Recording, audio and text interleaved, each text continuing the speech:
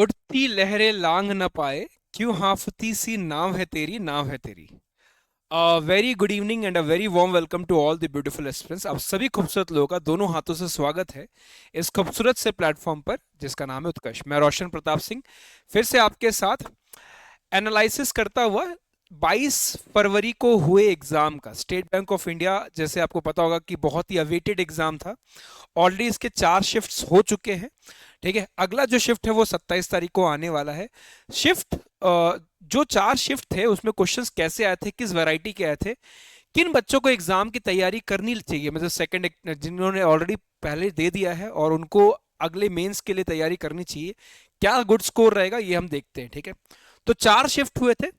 सबसे पहली बात तो मैं ये बता दूं कि कोई भी सेक्शनल कट ऑफ नहीं है। ठीक है, तो अगर किसी बच्चों का मैथ्स का सेक्शन या रीजनिंग का सेक्शन या इंग्लिश का सेक्शन कुछ भी, चाहे आने वाले बच्चों के लिए भी ये इंपॉर्टेंट है कि अगर इन केस अगर आपका सेक्शन मैथ्स स्ट्रांग नहीं गया, बाकी उन दोनों सेक्शन अच्छा गया, रीजनिंग और क्वांट, तो भी कोई, रीजनिंग और इंग्लिश, तो भी कोई दिक्कत की बात नहीं है। तो सेक्शनल कट ऑफ नहीं है, इस बात को ध्यान रखते हुए हम इस सेशन की एनालिसिस करेंगे। 4 शिफ्ट हुए थे, लगभग एक जैसे ही क्वेश्चंस देखने को, बहुत ज्यादा वेरिएशन नहीं आया जो कि स्टेट बैंक ऑफ इंडिया में नहीं आता है। ठीक है, बहुत ज्यादा वेरिएशन नहीं है चारों शिफ्ट में, लेकिन हाल कुछ कुछ लेवल को लेकर फर्क है। ठीक है, तो मैं आपको शिफ्ट वाइज एनालिसिस बताता हूं। 100 क्वेश्चंस टोटल थे, तो टोटल आपके 100 क्वेश्चंस का पेपर था, 35 35 और 30 का। ठीक है, तो बात करें जब हम शिफ्ट 1 की बात करते हैं तो शिफ्ट 1 का जो गुड अटेम्प्ट है वो 65 से 70 है। अगर आपने 65 से 70 के बीच अटेम्प्ट किया है तो आप अपने नेक्स्ट अटेम्प्ट, देखो एक्यूरेसी भी बहुत मैटर करता है। पता लगा कि 70 क्वेश्चंस आपने अटेम्प्ट कर दिया लेकिन आपकी एक्यूरेसी बहुत ज्यादा अच्छी नहीं है। अगर आपने 65 से 70 क्वेश्चन अटेम्प्ट किए हैं और अगर आपकी एक्यूरेसी ऑलमोस्ट 90% है, तो आप जो नेक्स्ट अगला चरण है मेंस का, उसकी अभी से तैयारी करना शुरू कर दो। ठीक है, अगर मैं बात करूं तो फर्स्ट अटेम्प्ट में जो फर्स्ट शिफ्ट आया था उसमें क्वांट का सेक्शन काफी इजी आया था, डुएबल आया था, स्पीड मैक्स का अच्छा खासा वेटेज था और क्वेश्चंस बन रहे थे ना। स्पीड मैक्स वाला सेक्शन जो की बात करें हम, डबल डिफरेंस एंड ऑल पे, और अर्थमेटिक के भी क्वेश्चन डुएबल थे।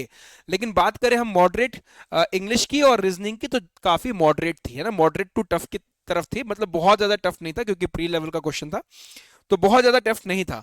तो अगर मैं बात करूं तो चारों शिफ्ट में से जो सबसे ज्यादा आसान शिफ्ट था वो शिफ्ट नंबर फर्स्ट था। ठीक है, ऐसा होता भी है कि पहला शिफ्ट होता है तो लगभग जनरली जनरली की बात करें तो वो आसान ही रहता है कंपैरेटिवली। ठीक है, अब बात करें शिफ्ट 1 के बाद सेकंड शिफ्ट की, तो सेकंड शिफ्ट में जो क्वेश्चन था, अब यहां पर मैथ्स ने अपना रोल दिखाया, अपना रूप दिखाया क्वांट में, ये काफी कैलकुलेटिव आ गया था। अगर हम शिफ्ट 1 की बात करें तो उसमें जो स्पीड मैथ्स वाला सेक्शन था वो काफी इजी था, है ना। तो कई लोगों ने क्या किया कि एनालिसिस देखा और स्पीड मैथ्स पर टूट पड़े। लेकिन इस बात की ध्यान रखो, unless and until your arithmetics part is not strong, आपको फिर प्रॉब्लम क्रिएट करेगा। ठीक है, तो शिफ्ट सेकंड की बात करें तो उसमें जो स्पीड मैथ्स था, जो कि सिंप्लीफिकेशन वाला पार्ट था, वो काफी कैलकुलेटिव थे, तुरंत आंसर नहीं आ रहे थे। और अर्थमेटिक था, जो बच्चे, कई बच्चे क्या होता है कि अर्थमेटिक तक पहुंच नहीं पाते या फिर अर्थमेटिक करते नहीं है, तो अर्थमेटिक काफी इजी सेक्शन आया था। मैं आपको फिर से बताता चलूं कि सेक्शनल कट ऑफ नहीं था, तो इस मैटर नहीं करता है कि आप इसमें कौन सा सेक्शन में कितना स्कोर कर रहे हो। तो गिव योर बेस्ट, आप आसान क्वेश्चंस को पहले करेंगे। तो शिफ्ट 2 की जो लगभग गुड अटेम्प्ट की बात करें तो वो 62 से 65 है ये, और ये भी वैरी करता है कि आप किस स्टेट से आपने फॉर्म भरा हुआ। ठीक है, अब बात करते हैं पहले शिफ्ट थर्ड की। तो सिक्स शिफ्ट थर्ड फिर से आपका इजी टू मॉडरेट था।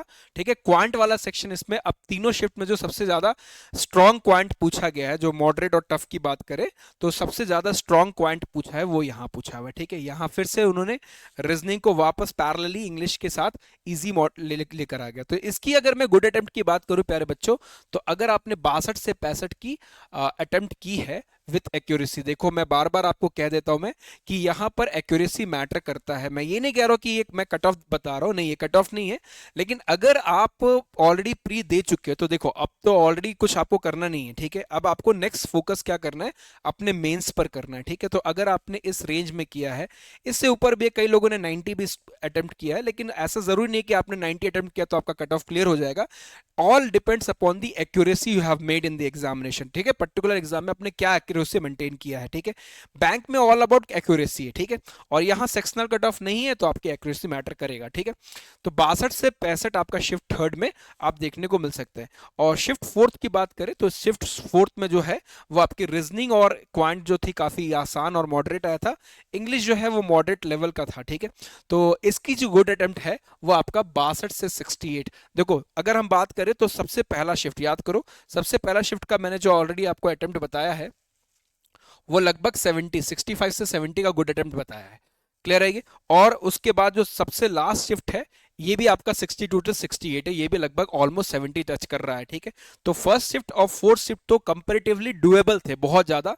इसमें आपको अगर आप देखा जाएगा तो इसमें जो स्कोर जो हो गए बच्चों के काफी ज्यादा अच्छे आएंगे, ठीक है। बट पैरेलली मैं आपको ये भी बताता चलूं कि ये आपका ये एक अनुमानित स्कोर है। मैंने पोल लगाया, पोल लगाने के बाद कई बच्चों का एनालिसिस किया, उसके बेसिस पे मैं आपको स्कोर बता रहा हूं। तो ये मेरा फाइनल जजमेंट हम नहीं बता रहे हैं, ठीक है, कि यही कट ऑफ जाएगा। लेकिन हाँ, जिन बच्चों को अगला पड़ाव की तैयारी करनी है वो कर सकते हैं, ठीक है ना।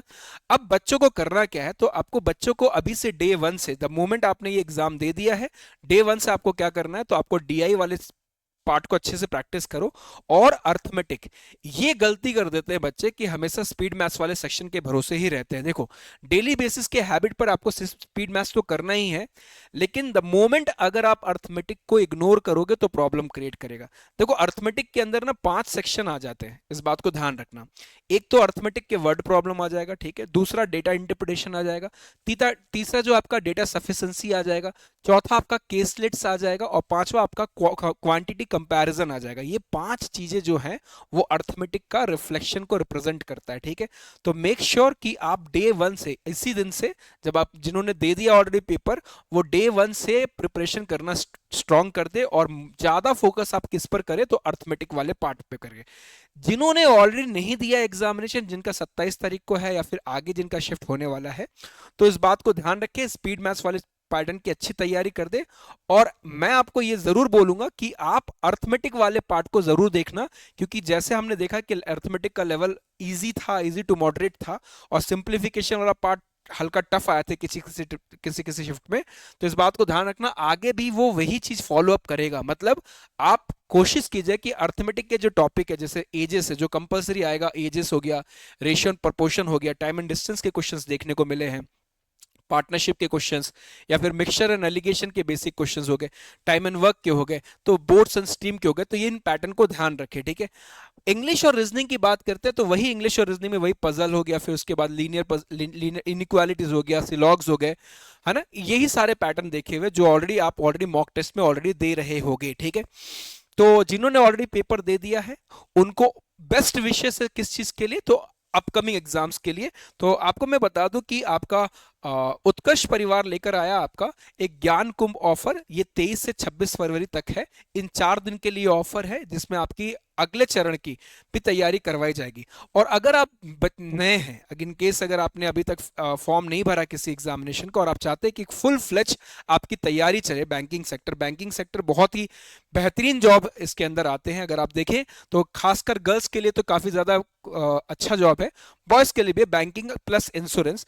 अगर मैं बात करूं तो अब ये जैसे ही एसबीआई खत्म होगा फिर से सारे एग्जाम्स आ जाएंगे, जैसे एलआईसी एओ हो गया, एलआईसी ईडीओ हो गया, एसबीआई क्लैरिकल और पीओ हो गया, आईबीपीएस क्लैरिकल और पीओ हो गया, आरआरबी हो गया, फिर उसके बाद आपका रिजर्व बैंक ऑफ इंडिया हो गया। ऐसे बहुत सारे सेक्टर्स इस बैंकिंग में सेक्टर में, रीजनल रूरल बैंक्स हो गए, तो ये सारे सेक्टर निकल कर आएंगे। और आप चाहते हो कि अगर आपकी थॉरो तैयारी चले, जिसमें आपका quant, English, reasoning, general knowledge, general awareness, और उसके बाद कंप्यूटर, ये सारी चीजों की अगर तैयारी करना चाहते हैं, तो बैंकिंग वाले सेक्टर में उत्कर्ष लेकर आया है अप टू 90% का डिस्काउंट, ठीक है। अगर आपको आपको अपने ये जो ज्ञान कुंभ ऑफर है, सिर्फ ये लिमिटेड पीरियड तक का ही है, तो यहीं तक के लिए आप कर सकते हो, मतलब सिर्फ 26 तक के लिए ऑफर वैलिडिटी है, ठीक है। तो बेस्ट विशेस उन लोगों के लिए जिनका एग्जाम 27 तारीख को, 28 तारीख को और आगे है, ठीक है। और जिन्होंने ऑलरेडी तैयारी दे दिया एग्जाम, तो वो अपने नेक्स्ट चरण की तैयारी पर स्टार्ट कर दे और उत्कर्ष परिवार के साथ जरूर जुड़े। मिलते हैं नेक्स्ट क्लास में, तब तक के लिए जय हिंद, जय भारत।